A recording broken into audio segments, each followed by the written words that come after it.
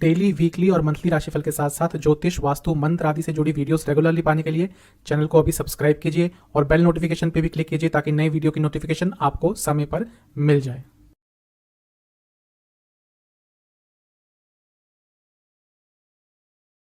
ओम गणेशाय नमः। ओम नमः शिवाय। मैं निखिल ज्योतिष आचार्य आप सभी का मेरे चैनल पे पुनः स्वागत करता हूँ। आशा करता हूँ आप सभी स्वस्थ होंगे। महादेव की कृपा आप सभी पर सदैव बनी रहे। अपनी वीडियो की श्रृंखला को आगे बढ़ाते हुए और एक तरह से उसके अंजाम तक पहुंचते हुए आज हम बात करेंगे मीन के बारे में, पाइसेस के बारे में। बात करेंगे कि क्या कैरेक्टरिस्टिक्स होते हैं पाइसेस के, क्या पॉजिटिव पॉइंट्स होते हैं, क्या नेगेटिव पॉइंट्स होते हैं। इसके साथ ही हम बात करेंगे कि ये जो अप्रैल 2022 में 4 प्रमुख ग्रहों का राशि परिवर्तन हुआ है उसका क्या प्रभाव रहेगा मीन लग्न के जातकों पर आने वाले 5 सालों में। यह राशिफल, यह वीडियो आप यदि लग्न से देखेंगे तो ज़्यादा प्रभाव प्राप्त होगा। यदि लग्न नहीं पता तो आप राशि से भी इसको ऑब्जर्व कर सकते हैं और दोनों से भी देख सकते हैं। मैंने कई लोगों के कमेंट्स पढ़े हैं और कई लोगों ने यही कहा है कि हम जब लग्न से देखते हैं तो भी काफ़ी हद तक चीज़ें मिलती हैं और राशि से देखते हैं तब भी काफ़ी हद तक चीज़ें मिलती हैं, जो कि सही भी है।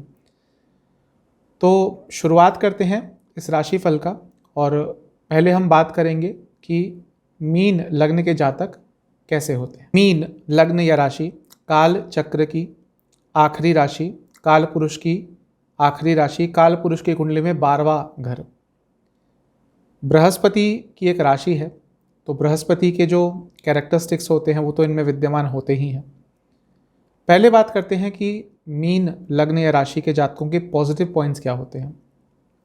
जो सबसे पहला एक इनका सकारात्मक पॉइंट होता है वो होता है ये बहुत इमेजिनेटिव होते हैं। इनकी इमेजिनेशन पावर बहुत ज़्यादा होती है। अपनी इमेजिनेशन को यदि इन्होंने 10%, 20% या 30% यूटिलाइज कर लिया अपनी लाइफ में तो ये बहुत आगे बढ़ सकते हैं, क्योंकि इनकी इमेजिनेशन को कोई मैच नहीं कर सकता। एक इमेजिनरी दुनिया में ही रहते हैं। इनको एक ख्वाबों की दुनिया में रहना पसंद होता है। कोई भी मीन लग्न के जातक को आप देख लीजिए या राशि के जातक को देख लीजिए, वो यूजुअली अपने आप में खोए रहते हैं, क्योंकि उनकी एक अपनी ख्वाबों की दुनिया होती है। काफ़ी रिलीजियस होते हैं, धर्म के प्रति आस्था होती है, काफ़ी धार्मिक होते हैं, बहुत जनरस होते हैं। जब किसी के लिए कुछ करने पे आते हैं, किसी की हेल्प करने में आते हैं तो फिर ये नहीं देखते कि अपना नुकसान हो रहा है या कितना उस चीज़ पर वो पैसा खर्च कर रहे हैं। जब किसी का भलाई करने पे आते हैं तो फिर ये लिमिट अपनी नहीं देखते। चैरिटी करना इनको पसंद है, दान पुण्य करते हैं और अच्छे कॉजेज़ के लिए हमेशा रेडी होते हैं। यदि इनके पास क्षमता होती है आर्थिक या दूसरी तरह की तो हमेशा चैरिटी करते हैं। ऑकल्ट यानी कि ज्योतिष, तंत्र मंत्र, ये जो गूढ़ विद्याएँ होती हैं इनमें यूजुअली बहुत इंटरेस्टेड होते हैं और इनको बहुत अच्छी तरह से समझते भी हैं। जितनी भी जल तत्व की राशियाँ होती हैं 4, 8, 12, इनमें थोड़ा बहुत झुकाव इनका ऑकल्ट की तरफ होता ही है। इसके साथ ही कुंभ का भी। और ये लोग इन सब चीज़ों को समझते भी बहुत अच्छा है। गुरु की राशि है तो ज्योतिष तो ये बहुत आराम से समझ भी जाते हैं और कई ऐसे लग्न के जातक होते हैं जो ज्योतिष बनते भी हैं। 4, 8, 12 जो ये राशियाँ होती हैं इनमें सबसे ज़्यादा ज्योतिष बनते हैं। इनका फॉरेन से इन्वॉल्वमेंट यूजुअली होता है और अगर ये फॉरेन से संबंधित कुछ काम करते हैं तो इनको यूजुअली ज़्यादा सफलता प्राप्त होती है, क्योंकि काल पुरुष की कुंडली में 12वां घर है। तो फॉरेन इन्वॉल्वमेंट, फॉरेन से पैसा, ये सब चीज़ें इनको प्राप्त होती हैं और इसमें फ़ायदा भी होता है। इनके अंदर कोई ना कोई कला होती है, कोई ना कोई आर्टिस्टिक क्वालिटी होती है। क्यों? क्योंकि इसी राशि में शुक्र आके उच्च के हो जाते हैं। तो कोई ना कोई कला, कोई ना कोई आर्ट फॉर्म इनके अंदर होता है। एक सबसे अच्छी क्वालिटी मुझे जो इनकी लगती है वो ये अपने आप से बहुत खुश रहते हैं, अपने आप में मग्न रहते हैं। इनको किसी का साथ नहीं चाहिए खुश रहने के लिए। और वह व्यक्ति आज के समय में सबसे ज़्यादा प्रसन्न रहता है जो अपने साथ खुश रहता है, जिसको अपनी इमोशनल हैप्पीनेस के लिए किसी पे डिपेंडेंट नहीं रहना पड़ता। वरना आजकल लोगों में एंग्जाइटी इतनी है कि वो किसी के साथ ना रहें, किसी से 2 दिन बात ना करें तो बहुत परेशान हो जाते हैं। इनके साथ यूजुअली ऐसा नहीं होता। ये अपने आप से बहुत खुश होते हैं, अपनी ही दुनिया में। जैसा मैंने शुरू में कहा था, इनकी अपनी एक दुनिया होती है अलग, ख्वाबों की, सपनों की, इमेजिनेशन की। उसी में खोए रहते हैं और उसी में खुश भी रहते हैं। सेंसिटिव बहुत होते हैं, इनको बहुत चीज़ें आराम से समझ भी आ जाती हैं, दूसरों का दुख दर्द भी समझ आ जाता है, और आसपास के एनवायरनमेंट को भी बहुत आराम से ये सेंस कर लेते हैं। साइकिक क्वालिटी होती है, लोगों को बहुत आराम से समझ जाते हैं। इनसे झूठ बोलना थोड़ा मुश्किल होता है। ये फेस रीडिंग कर लेते हैं, इनको व्यक्ति के हाव भाव समझ आ जाते हैं, तो इनके सामने झूठ बोलना थोड़ा सा मुश्किल होता है। एक स्वाभाविक एक नैसर्गिक गुरु होते हैं ये। जो भी बृहस्पति की राशियां होती हैं दो, उसमें से एक है धनु यानी कि सैजिटेरियस, एक है मीन। तो ये थोड़ा एक इनके अंदर नेचुरल स्वभाव होता है गुरु वाला। इनको उस तरह की रिस्पेक्ट भी प्राप्त होती है। काफ़ी धर्म के चीज़ों में इन्वॉल्व होते हैं ये, वो पूजा पाठ हो, शास्त्रीय ज्ञान के बारे में बात करना हो, उनमें इन्वॉल्वमेंट इनका होता है। इनकी जो लेटर लाइफ होती है वो थोड़ी बेटर होती है अर्ली लाइफ से। अर्ली लाइफ में थोड़े बहुत स्ट्रगल्स इनको झेलने पड़ते हैं। इनकी जो वाणी होती है, इनकी जो स्पीकिंग क्वालिटी होती है वो बहुत इम्प्रेसिव होती है। लोग इनकी स्पीच से एक तरह से मंत्रमुग्ध हो जाते हैं। काफ़ी नॉलेजेबल होते हैं। बृहस्पति की राशि है तो नॉलेज की तो कमी नहीं होती, कभी कभी तो इतनी नॉलेज होती है जो लोगों को समझ में नहीं आती, क्योंकि बृहस्पति एक एक्सपेंशन के ग्रह हैं। तो इनको पसंद आता है कि किसी चीज़ के बारे में नॉलेज गेन करना, और स्पेशली वो कोई ऐसा सब्जेक्ट हो जो इनके पसंद का हो, कुछ ऐसी चीज़ हो जो जिसमें इनको इंटरेस्ट हो, तो उसके बारे में तो इनके पास बहुत नॉलेज होती है, और ओवरऑल भी इनके पास बहुत नॉलेज होती है। आप यूजुअली अगर मीन लग्न का कोई जातक है, राशि का जातक है, जिसके ग्रह थोड़े बहुत नॉर्मल भी प्लेस्ड हैं, उनको हर चीज़ के बारे में कुछ ना कुछ पता होगा। आप उनसे किसी भी चीज़ के बारे में पूछ लीजिए, आप न्यूज़ के बारे में पूछ लीजिए, करंट अफेयर्स के बारे में पूछ लीजिए, बैंक्स के बारे में पूछ लीजिए, उनको यूजुअली सब कुछ पता होता है। काफ़ी अवेयर होते हैं, बहुत क्रिएटिव होते हैं। मैं कई बार बता चुका हूँ 3, 6, 9, 12 ये जो राशियाँ हैं बुध की और बृहस्पति की, ये बहुत क्रिएटिव होते हैं। इनके अंदर क्रिएटिव एनर्जी होती है। इसके साथ ही बहुत वर्सटाइल नेचर होता है इनका। ये बहुत कुछ कर सकते हैं, कई चीज़ों में इनको महारत हासिल होती है। बहुत सारी चीज़ों में इनको परफेक्शन भी हो जाती है। मैंने जैसे कहा, जो काम इनकी पसंद का है उसमें ये परफेक्शन हासिल कर ही लेते हैं। हिस्ट्री के बारे में इनको काफ़ी नॉलेज होती है, हिस्ट्री को जानने के बारे में। ये लोगों की एनर्जी बहुत अच्छी तरह से समझ जाते हैं। जैसा एक टर्म आजकल बहुत यूज़ होता है कि वाइब्स कैसे हैं, कोई आपको पॉजिटिव वाइब्स देता है, कोई नेगेटिव वाइब्स देता है। तो यदि कोई इनके बारे में कुछ नेगेटिव सोचता है, कोई इनके बारे में नेगेटिव वाइब्स रखता है या पॉजिटिव रखता है, तो वो बहुत आराम से समझ जाते हैं।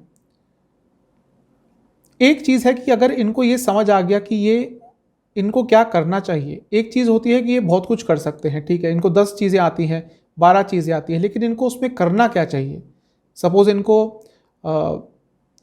कुकिंग भी आती है, इनको पेंटिंग भी आती है, इनको सिंगिंग भी आती है, इनको और भी 10 चीज़ें आती हैं, लेकिन अगर इन्होंने ये अर्ली ऑन डिसाइड कर लिया कि हाँ भैया मेरे को इस चीज़ में जाना है, तो ये लाइफ में सक्सेस प्राप्त कर लेते हैं, वरना थोड़े से गुमराह हो जाते हैं। बहुत अच्छी कंसल्टेशन स्किल्स होती है इनके अंदर। जैसे मैंने कहा गुरु की राशि है तो एडवाइस बहुत अच्छी करते हैं, बहुत अच्छे कंसल्टेंट्स बनते हैं, और वाणी में एक सौम्यता होती है इनकी। बृहस्पति की 2 राशियां हैं, धनु और मीन। धनु की वाणी में इतनी सौम्यता नहीं होती, लेकिन इनकी वाणी में बहुत सौम्यता होती है। जब ये किसी से बात करते हैं तो सामने वाली व्यक्ति को बहुत अच्छा लगता है। उसको ये लगता है कि ये जो व्यक्ति बात कर रहा है ये उनकी केयर करता है, ये उनको समझता है, क्योंकि वो सौम्यता बृहस्पति की झलकती है। देखिए, दोनों ही बृहस्पति की राशि है, धनु और मीन, लेकिन वो अग्नि तत्व की राशि है, ये जल तत्व की राशि है। इसलिए वो सौम्यता, वो भावुकता इनकी वाणी में आ जाती है। अपने ऊपर बहुत अच्छा कंट्रोल होता है इनको। यदि पता है कि भाई यहाँ पे नहीं जाना, ये चीज़ नहीं करनी, ये चीज़ में नुकसान हो सकता है, यहाँ पे जाकर इज्जत नहीं मिलेगी, तो ये लोग वहाँ पे जाते ही नहीं हैं। अपने ऊपर बहुत कंट्रोल रहता है इनका। डिग्निटी होती है इनकी, इनको अपनी डिग्निटी, अपनी सेल्फ रिस्पेक्ट बहुत प्यारी होती है। गुरु की राशि है, गुरु को पैसे से ज़्यादा रिस्पेक्ट की ज़रूरत होती है। पैसा कम भी मिल जाता है, उनको कोई इतनी प्रॉब्लम नहीं होती, लेकिन रिस्पेक्ट पूरी मिलनी चाहिए, क्योंकि गुरु की राशि है। गुरु को रिस्पेक्ट पसंद है और इनको रिस्पेक्ट मिलती भी है। यूजुअली ये सोसाइटी में हर जगह पे रिस्पेक्टेड होते हैं। लोग इनको बोलते हैं कि भाई हाँ ये व्यक्ति अच्छा है, उनकी रिस्पेक्ट करते ही हैं। स्पीच में भी एक टैक्टफुलनेस होता है। ये लोगों को अपनी बातों से कन्विंस कर सकते हैं। इनकी फैमिली इनको बहुत प्यार करती है, उस चीज़ का कभी कभी ये फ़ायदा भी उठाते हैं, उसके बारे में आगे बात करूँगा। लेकिन अपनी फैमिली से, अपने फ्रेंड से इनको प्यार मिलता है और काफ़ी प्रोटेक्शन भी मिलती है। अपना इनका जो कंडक्ट होता है, अपने बात करने का तरीका, कैसे अपने आप को कैरी ऑफ करते हैं, बहुत अच्छा होता है। एक इनकी जो यूजुअली मैंने कई मीन लग्न राशि के जातकों में ऑब्जर्व किया है, वो है कि इनकी जो मेमोरी होती है, यादाश्त, वो एक हाथी की यादाश्त होती है। इनको सालों पुरानी बातें कभी कभी डेट के साथ याद रहती है कि हाँ भाई उस डेट को ये हुआ था। इवन एग्जैक्ट, कभी कभी एग्जैक्ट डेट भले ही याद ना हो, लेकिन महीना बता देंगे, हाँ भाई 15 साल पहले इस महीने में ये हुआ था। तो इनकी मेमोरी जो होती है बहुत स्ट्रांग होती है, हाथी की जैसी मेमोरी होती है। इनके अंदर भी एक शुभता होती है, भद्रता होती है, जैसे कुंभ के अंदर होती है। क्यों? क्योंकि जो इनका सिंबल है वो मछलियों का है, 2 मछलियां हैं। हमारा जो लक्षण शास्त्र है, जो ओमेन्स होते हैं कि हाँ ये शुभ शगुन है, लक्षण शास्त्र नहीं, सॉरी, शगुन शास्त्र जो होता है, ये अच्छा शगुन है, ये बुरा शगुन है। तो उसमें बताया जाता है कि यदि आप किसी अच्छे काम के लिए निकल रहे हैं, किसी इंपॉर्टेंट काम के लिए निकल रहे हैं, वहाँ पे आपको मछली दिख गई रास्ते में, मछली का कोई चित्र दिख गया, मछली से संबंधित कुछ दिख गया, तो वो आपका काम बन जाएगा, क्योंकि वो एक शुभ शकुन होता है। तो इसी तरह से इवन कई और कल्चर्स में भी मछली को बहुत इंपॉर्टेंट माना जाता है, बहुत शुभ माना जाता है। घर में जैसे मेरे ख्याल से वास्तु जो मॉडर्न वास्तु करते हैं, वहाँ पे भी बताया जाता है कि घर में मछली रखना बहुत इम्पॉर्टेंट होता है, बहुत अच्छा होता है, बहुत शुभ होता है। तो इनमें वो शुभता होती है। जिसको ये पसंद करते हैं उसके लिए अच्छा चाहते हैं, और लोग चाहते हैं कि ये उनके साथ रहें, उनके साथ इनके साथ उनका उठना बैठना हो। तो वो जो शुभता है वो इनके अंदर विद्यमान होती है। बहुत अच्छे टीचर्स बनते हैं, अगर ये टीचिंग में जाते हैं तो बहुत ही अच्छे रिस्पेक्टेड टीचर्स बनते हैं, ऐसे टीचर्स जिनकी ऑलमोस्ट हर स्टूडेंट बहुत रिस्पेक्ट करता है। एक बहुत इम्पॉर्टेंट इनकी एक क्वालिटी कहिए, या मेरे को समझ नहीं आता जब मैं लिख रहा था इनकी क्वालिटीज़ और या इनके फीचर्स, तो इसको कहाँ पे रखूँ। ये क्वालिटी में भी आता है, इनकी एक नेगेटिव चीज़ में भी आ सकता है। ये देखिए बृहस्पति की राशि है, बृहस्पति यहाँ पे अपनी राशि में होते हैं, साथ ही में ये शुक्र की उच्च की राशि है। तो देव गुरु और दैत्य गुरु दोनों का ही इनको साथ मिलता है। तो ये पूजा पाठ में भी होते हैं, ज्योतिष में भी होते हैं, क्योंकि शुक्र का साथ मिल गया तो तंत्र विद्या भी होती है। इनकी ब्लेसिंग भी बहुत लगती है, यदि इन्होंने किसी को आशीर्वाद दे दिया, किसी के लिए कुछ अच्छा कह दिया, तो वो भी हो जाएगा। लेकिन इसका एक ऑपोजिट चीज़ भी होती है, यदि इन्होंने किसी को कर्स कर दिया, किसी को बद्दुआ दे दी, तो वो भी एकदम लगती है। और ये तो मैंने बहुत ज़्यादा ऑब्जर्व किया है, कई मेरे करीबी लोगों में मीन लग्न मीन राशि के जातक हैं, और ये चीज़ बहुत हद तक सही मैंने देखी है कि उनकी बद्दुआ और उनका आशीर्वाद दोनों ही इक्वली स्ट्रांग होता है। सेल्फ मोटिवेशन होता है इनके अंदर। इनको किसी से यूजुअली मोटिवेशन की ज़रूरत होती नहीं, क्योंकि अपने आप ही मोटिवेटेड रहते हैं उस काम में यूजुअली जो इनको पसंद होता है। और इंट्यूशन पावर भी इनकी बहुत स्ट्रांग होती है। तो ये थे कुछ पॉजिटिव पॉइंट्स मीन लग्न के, मीन राशि के।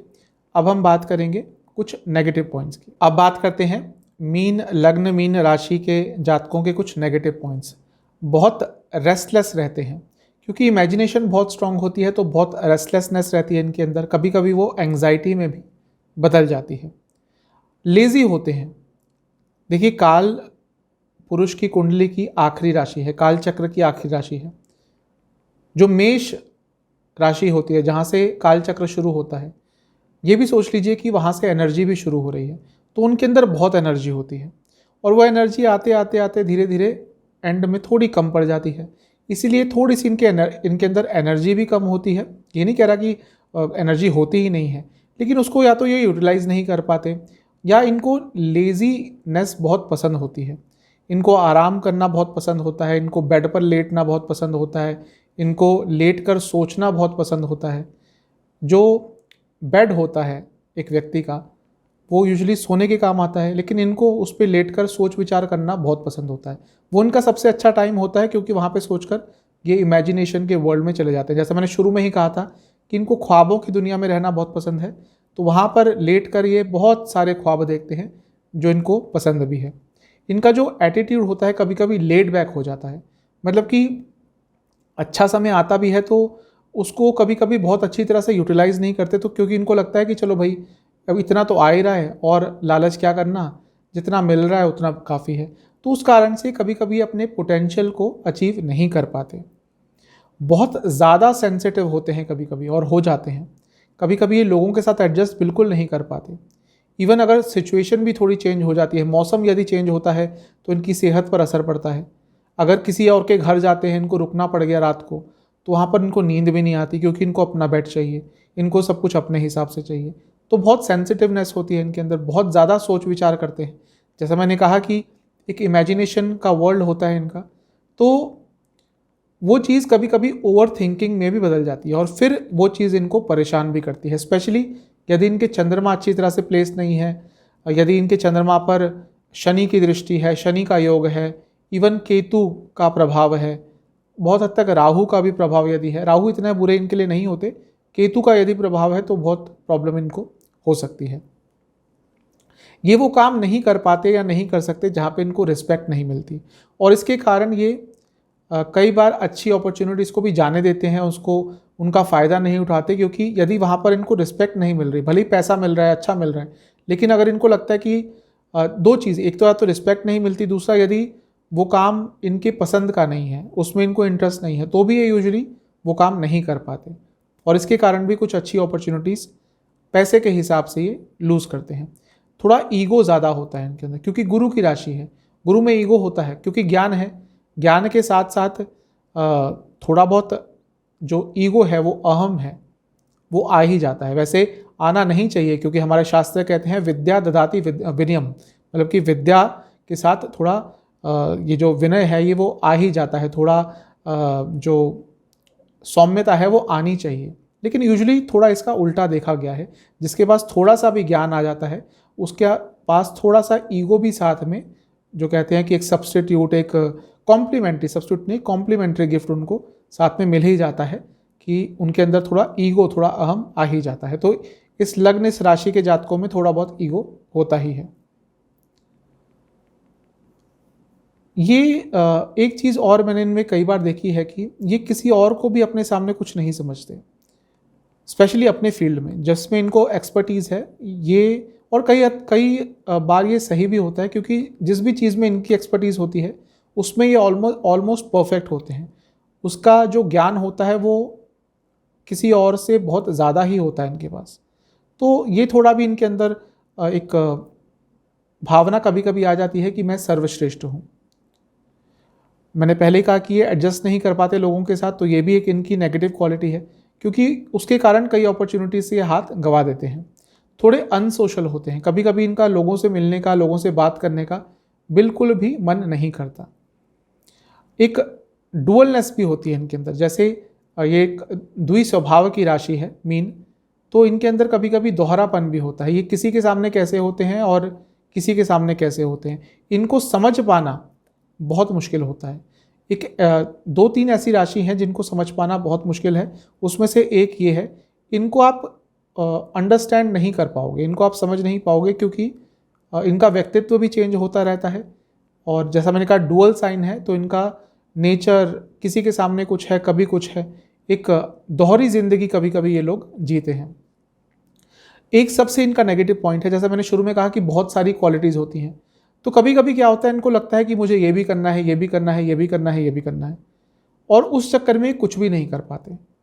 अगर इनको ये अर्ली लाइफ में पता चल जाता है कि भैया मुझे इस चीज़ पे फोकस करना है, बाकी चीज़ें चलो चलती रहेंगी, लेकिन मुझे करियर इसमें बनाना है, मुझे पैसा इससे कमाना है। फॉर एग्जांपल सपोज़ इनको ड्राइंग भी आती है, इनको सिंगिंग भी आती है, इनको और भी कुछ इनके पास टैलेंट है, लेकिन उन्होंने पहले ही सोच लिया कि भाई मुझे सिंगिंग से पैसा कमाना है, बाकी सब चीज़ें मैं एज अ हॉबी रखूँगा, तो ये सक्सेसफुल हो जाएंगे।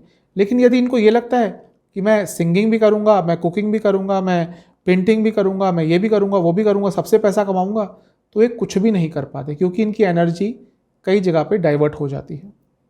गुस्सा बहुत तेज़ आता है और बहुत जल्दी आता है, तेज़ तो नहीं कहूँगा लेकिन जल्दी बहुत आता है, जो कि यूजुअली लोग इनसे एक्सपेक्ट नहीं करते, क्योंकि लोगों को लगता है कि सौम्य राशि है, इनको गुस्सा नहीं आता होगा, लेकिन इनको गुस्सा बहुत जल्दी आ जाता है।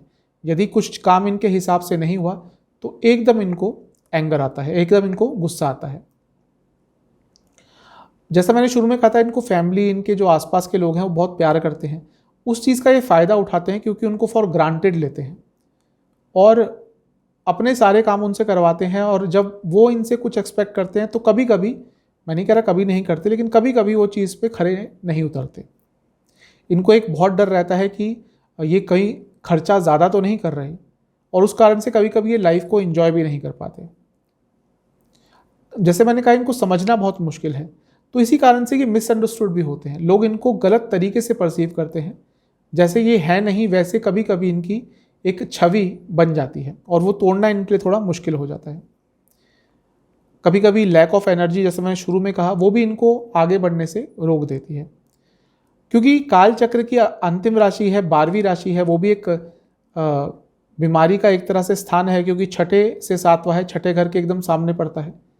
तो छोटे मोटे हेल्थ इश्यूज इनको लाइफ में हमेशा बने रहते हैं। सर्दी जुकाम बना रहेगा, या कोई प्रॉब्लम है, इम्यूनिटी की प्रॉब्लम है, कुछ ना कुछ इनको बनता रहता है, आगे हेल्थ इश्यूज चलते रहते हैं।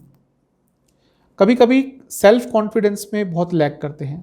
प्रतिभा होती है लेकिन सेल्फ कॉन्फिडेंस नहीं होता, उसके कारण आगे नहीं बढ़ पाते। अपनी रोज़मर्रा की चीज़ों के लिए आसपास के लोगों पर बहुत डिपेंडेंट होते हैं कि ये काम किसी से करवाना है, ये काम किसी से करवाना है, तो वो भी इनके लिए कभी कभी नेगेटिव बन जाता है। और जो मुझे अंतिम इनका नेगेटिव पॉइंट लगता है वो है कि कभी कभी बहुत ज़्यादा सेंसिटिव हो जाते हैं। कोई ऐसी बात जो इनको या इनके लिए नहीं भी कही है, कि जनरल सेंस में कही गई है, उसको भी अपने ऊपर ले लेते हैं और उसके कारण भी बहुत इनको दुख होता है। तो ये थे कुछ नेगेटिव पॉइंट्स। अब बात करते हैं इनके लिए स्पेशल ईयर्स कौन से होते हैं लाइफ में। यंग जब होते हैं, बहुत छोटे होते हैं, 2 से 5, इस वर्ष में, इन वर्षों में इनकी लाइफ में कुछ बहुत सिग्निफिकेंट होता है। उसके बाद 11 से 15, यहाँ पे भी इनकी लाइफ में कुछ बहुत ही इम्पॉर्टेंट होता है। उसके बाद अर्ली जब ये टीनेजर की जो एज है वो पार कर लेते हैं, 17-18 की एज पार कर लेते हैं, वहाँ पे भी 3-4 साल इनकी लाइफ में बहुत इवेंटफुल होते हैं। पॉजिटिव नेगेटिव ये कुंडली के हिसाब से होता है। फिर later on in the life 34-35 के बाद इनको थोड़ी बहुत सक्सेस एक कंसिस्टेंट लेवल पर प्राप्त होती है। यूजुअली अर्ली ऑन इनको सक्सेस तो मिलती है लेकिन वो स्टेबल नहीं होती।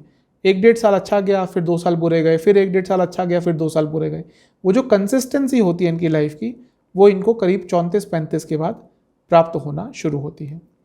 तो ये था एक छोटा सा विश्लेषण। और मेरे को समय मिला तो आने वाले समय में हर लग्न, हर राशि के बारे में एक बहुत ही विस्तृत वीडियो भी बनाऊंगा। अब बात कर लेते हैं राहु केतु, बृहस्पति, शनि, इनका क्या प्रभाव रहेगा आने वाले 5 सालों में मीन लग्न या मीन राशि के जातकों पर। अब देखते हैं कि अगले 5 साल यानी कि 2022 से 2027 जो 4 प्रमुख ग्रह हैं, राहु, केतु, बृहस्पति और शनि महाराज, ये आपके लिए क्या प्रभाव देंगे, क्या क्या इवेंट हो सकते हैं, इस पर एक संक्षिप्त सी चर्चा करेंगे। शुरू करेंगे देवगुरु बृहस्पति से। देवगुरु बृहस्पति आपके लग्न के स्वामी हैं और अगले 5 साल यानी कि 2027 तक वो आपके लग्न से लेकर 5वें घर की यात्रा तय करेंगे। इस साल रहेंगे आपके लग्न में, स्वराशि में, अपनी राशि में। बहुत अच्छा योग बना के बैठे हुए हैं, यानी कि हंस महापुरुष योग। तो ये साल आपके लिए पूरा बहुत अच्छा है, क्योंकि आपके 10वें स्थान के भी स्वामी है, तो यहाँ पे आके एक राजयोग भी बनाते हैं और एक महापुरुष योग भी बनाते हैं। तो ये जो साल है ये आपकी पर्सनल लाइफ में, प्रोफेशनल लाइफ में, फाइनेंशियल लाइफ में हर तरह से बहुत चेंजेस लाने वाला है और मोस्टली तो पॉजिटिव ही रहेगा।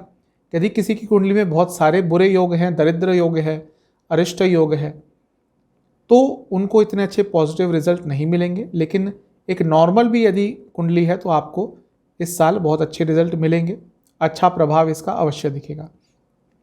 वह दंपत्ति जो शिशु के लिए ट्राई कर रहे थे, फैमिली प्लानिंग के लिए ट्राई कर रहे थे, ये साल बहुत अच्छा है। शादी के लिए बहुत अच्छा साल है, क्योंकि 7वीं दृष्टि सीधी 7वें स्थान पे रहेगी और गोचर में जब भी बृहस्पति 7वें घर को देखते हैं, लग्न को देखते हैं, तो शादी के अपने आप ही चांसेस बनाते हैं। तो शादी के लिए भी ये साल बहुत अच्छा है और भाग्य का साथ भी मिलेगा, क्योंकि भाग्य स्थान को भी देखेंगे, धर्म के प्रति रुचि बढ़ेगी। तो ये साल आपके लिए बहुत अच्छा है, इसका आपको लाभ अवश्य उठाना है। उसके बाद यानी कि 2023 में आ जाएंगे आपके दूसरे स्थान में, धन स्थान में। धन के कारक हैं और धन स्थान में आएंगे यानी कि दूसरे स्थान में, तो धन में वृद्धि होगी। बृहस्पति की एक क्वालिटी होती है कि वो जब भी जहाँ भी बैठते हैं वहाँ के त्रिकोण स्थान को प्रभावित करते हैं। तो ये अर्थ त्रिकोण है। अर्थ मतलब पैसा, आपका रोजगार, आपका काम। तो 2, 6, 10 इन पर तो इनका प्रभाव रहेगा। तो पैसा आएगा, प्रोफेशन में आगे बढ़ेंगे, ग्रोथ होगी, फाइनेंशियल ग्रोथ होगी, इवन रुतबा भी आपका बढ़ेगा, पॉपुलैरिटी भी आपकी बढ़ेगी। तो ये साल भी आपके लिए अच्छा ही दिख रहा है, क्योंकि 7वीं दृष्टि उनकी अष्टम भाव पे रहेगी। तो जो इंस्टेबिलिटी कभी कभी आपको झेलनी पड़ती थी वो इस साल में काफ़ी कम रहेगी। काफ़ी स्टेबल आपकी ज़िंदगी इस साल रहेगी और कई जगहों से अचानक से लाभ की प्राप्ति भी होगी। उसके बाद आ जाएंगे आपके 24 से 25 में आपके तीसरे स्थान में आ जाएंगे। यहाँ पर बैठकर वो काम त्रिकोण पर प्रभाव डालेंगे, यानी कि आपकी बहुत सारी इच्छाएं पूरी होने वाली हैं। ऐसी इच्छाएं जो बहुत समय से पूरी नहीं हुई वो इस साल में पूरी होंगी। और साथ ही में शादी के लिए फिर से ये साल बहुत अच्छा है, क्योंकि 5वीं दृष्टि रहेगी सप्तम स्थान पे। तो जिनकी शादी बहुत समय से नहीं हो रही थी, ये जो साल रहेगा उनकी शादी के लिए अच्छा रहेगा। अचानक से कोई बहुत अच्छा रिश्ता उनको मिल सकता है। उसका जो अगला वर्ष रहेगा 25 से 26, वो आपके चौथे स्थान में रहेंगे। ये प्रॉपर्टी लेने के लिए, प्रॉपर्टी से लाभ के लिए बहुत अच्छा समय रहेगा। देश से बाहर जाने के लिए बहुत अच्छा समय रहेगा। बाहर सेटल होने के लिए बहुत अच्छा समय रहेगा। वह स्टूडेंट्स जो कुछ आगे पढ़ना चाहते थे उनके लिए साल बहुत अच्छा रहेगा। और घर में भी थोड़ी स्थिरता आएगी, घर के सदस्यों को भी लाभ मिलेगा। उसके बाद जो 26 से 27 साल का वर्ष का जो एक साल का समय रहेगा, इसमें रहेंगे वो आपके 5वें स्थान में और बहुत बलशाली रहेंगे, बहुत प्रभाव देने वाले ग्रह रहेंगे, क्योंकि उच्च के होंगे और एक साल उच्च के रहेंगे। आपके लग्न पर प्रभाव डालेंगे, आपके भाग्य स्थान पर प्रभाव डालेंगे। तो ये साल भी बहुत सिग्निफिकेंट रहने वाला है। आप ये समझ लीजिए अगले 5 साल की जो जर्नी है वो जो बृहस्पति अपनी उच्च की राशि की तरफ कवर करेंगे वो आपके लिए ओवरऑल बहुत अच्छा ही रहेगा। इसके बाद शनि महाराज पे चलते हैं। शनि महाराज अभी तो बैठे हैं आपके 12वें में, लेकिन जुलाई में वापस गिर जाएंगे आपके 11वें में। अब 11वें में आकर क्या करेंगे, वो 11वें में वक्री रहेंगे और पतित भी हो जाएंगे। इस पर अलग से वीडियो बनाऊंगा मैं, लेकिन जो एक ग्रह वक्री होता है वो और स्ट्रांग हो जाता है। वापस आएंगे आपके 11वें भाव में, लाभ स्थान में। जो लाभ आपको नहीं दे पाए थे वो इस 7-8 महीने के समय में दे पाएंगे। वहाँ से बैठकर दृष्टि उनकी क्योंकि लग्न पे रहेगी तो कई जगहों से लाभ आएंगे। फिर जो उनका असली गोचर शुरू होगा वो 2023 की शुरुआत में होगा। आपके 12वें स्थान में आ जाएंगे, वहाँ पर विपरीत राजयोग बनाएंगे। लाभ स्थान के स्वामी हैं, देखेंगे धन स्थान को। बाहर की कंट्रीज से बहुत पैसा आएगा। मैंने पहले ही बता चुका हूँ कि मीन लग्न के जातकों को बाहर की कंट्रीज से पैसा, लाभ सब कुछ मिलता है और वो इनको फूलता भी है, फलता भी है। तो बाहर की कंट्रीज से पैसा कमा पाएंगे, अपने दुश्मनों पर बहुत हावी रहेंगे, एक डोमिनेंस अपना कई जगह पे आप स्थापित कर पाएंगे। ये रहेगा 2023 से 2025 की शुरुआत तक। उसके बाद शनिदेव आपके लग्न में ही आ जाएंगे, प्रथम स्थान में। शनिदेव आपके लाभ स्थान के स्वामी हैं और व्यय स्थान के स्वामी हैं। बड़ा अजीब सा कॉम्बिनेशन है, पैसे के भी स्वामी हैं और खर्चे के भी स्वामी हैं। तो दोनों ही इफेक्ट देंगे, पैसा भी आएगा और आप खुला खर्च भी करेंगे। व्यक्ति खुला खर्च तभी करता है जब उसके पास बहुत पैसा होता है, मतलब कि पैसा आएगा और आप उसको एंजॉय भी कर पाएंगे। तो ये जो 2.5 साल का समय रहेगा ये भी आपका 25 के शुरुआत से 27 तक ये भी आपका अच्छा ही रहेगा। इसके बाद चलते हैं राहु महाराज पर। राहु उल्टे चलते हैं, वक्री चलते हैं हमेशा। तो आपके लिए जो डिस्टेंस कवर करेंगे वो होगा आपके दूसरे भाव से 12वें भाव तक। दूसरे भाव में राहु अच्छा प्रभाव देते हैं, स्पेशली मीन लगने के लिए। तो ये जो 1.5 साल है, अभी से लेकर अक्टूबर अगले साल तक बहुत पैसा आएगा। पैसे के अलग अलग सोर्सेस खुलेंगे, एक जगह से नहीं, कम से कम 3-4 जगहों से पैसा कमा सकते हैं। अब क्या करते हैं, क्या कर सकते हैं, इसमें डिफरेंस होता है। उस पर कितना आप काम करते हैं उस हिसाब से आपको लाभ मिलेगा। आपके फैमिली में भी कुछ लाभकारी स्थितियाँ उत्पन्न होंगी। इसके बाद आ जाएंगे आपके वो लग्न में। लग्न में जब राहु आते हैं तो यहाँ पे भी अच्छा ही प्रभाव देते हैं। गुरु की राशि और शुक्र की राशि में राहु अच्छा प्रभाव देते हैं। इवन केतु भी बहुत हद तक अच्छा प्रभाव दे देते हैं, लेकिन राहु ज़्यादा बेटर प्रभाव देते हैं। तो राहु भी एक फॉरेन एलिमेंट है, यानी कि देश के बाहर जा सकते हैं, यात्राओं पे जा सकते हैं। इस समय आपकी धार्मिक यात्राएं भी बहुत रहेंगी, उनके लिए भी आप तैयार रहिएगा। राहु धार्मिक यात्राएं भी कराते हैं। देश से बाहर मान सम्मान मिलेगा, देश से बाहर प्रतिभा बढ़ेगी। तो ये भी आपके लिए 1.5 साल का जो समय है 2023 अक्टूबर से 2025 की शुरुआत तक, ये भी 1.5 साल का समय बहुत अच्छा रहेगा। इसके बाद राहु आ जाएंगे आपके 12वें में। उनका अपना कारकत्व स्थान, उनका अपना कारक स्थान है। राहु फॉरेन इन्वॉल्वमेंट, फॉरेन चीज़ें, इन सबको डिनोट करते हैं। 12वां भाव भी इन सबको डिनोट करता है। तो वो जो साल रहेगा, जो लोग देश से बाहर सेटल होना चाहते हैं, जो लोग देश से बाहर काम करना चाहते हैं, उनके लिए बहुत अच्छा रहेगा। बाहर के देशों से फिर से बहुत पैसा आएगा और बाहर के देशों में मान सम्मान मिलेगा। कई लोग होते हैं जिनको अपने देश में भले ही इतना मान सम्मान नहीं मिलता, लेकिन दूसरे देशों में बहुत जाना उनको जाता है, बहुत मान सम्मान होता है। तो वो सब आपके साथ हो सकता है। केतु की बात करें, वो भी उल्टे चलते हैं। आपके लिए वो कवर करेंगे 8, 7, 6। अभी अष्टम में है, तो तंत्र सीखने के लिए, ज्योतिष सीखने के लिए, मंत्र साधना सीखने के लिए, गुण विद्याएं सीखने के लिए बहुत अच्छा समय है। सेहत का लेकिन थोड़ा ध्यान देना पड़ेगा, क्योंकि यहाँ पे केतु थोड़ी प्रॉब्लम्स देते हैं। इसके बाद आ जाएंगे आपके 7वें में। अब ये थोड़ी दुविधा का प्रॉब्लम होता है मैरिड लाइफ के लिए। इस समय राहु आपके लग्न में होंगे, केतु आपके सप्तम में होंगे 2023 अक्टूबर से 25 की शुरुआत तक। तो मैरिड लाइफ के लिए अच्छा समय नहीं होगा, क्योंकि आप अपने आप में बहुत खो जाएंगे। आपको सिर्फ अपने आप से इस समय प्यार रहेगा, अपने पति पत्नी को भूल जाएंगे, और इसके कारण आपकी मैरिड लाइफ में थोड़ी बहुत प्रॉब्लम आएगी। उसके बाद 25 से 27, 25 की शुरुआत से 27 तक केतु रहेंगे आपके 6ठे भाव में। 6ठे भाव में केतु खुश रहते हैं, एक तरह का इनका कारक स्थान है। यहाँ पर आप कई चीज़ों पर अपना डोमिनेंस स्थापित करेंगे, आप कई चीज़ों पर अपनी अथॉरिटी स्थापित करेंगे। आपके कोई कोर्ट केसेस चल रहे हैं, आपके किसी से वाद विवाद चल रहे हैं, उसमें आपको विजय प्राप्त होगी। तो ये साल भी अच्छा रहेगा, ये 1.5 साल का समय भी अच्छा रहेगा। तो ये था मेरा एक छोटा सा विश्लेषण। राहु, केतु, बृहस्पति, शनि अगले 5 साल में क्या क्या कर सकते हैं, एक छोटा सा ही विश्लेषण था। और साथ में हमने बात करी कि मीन लग्न के जातक कैसे होते हैं।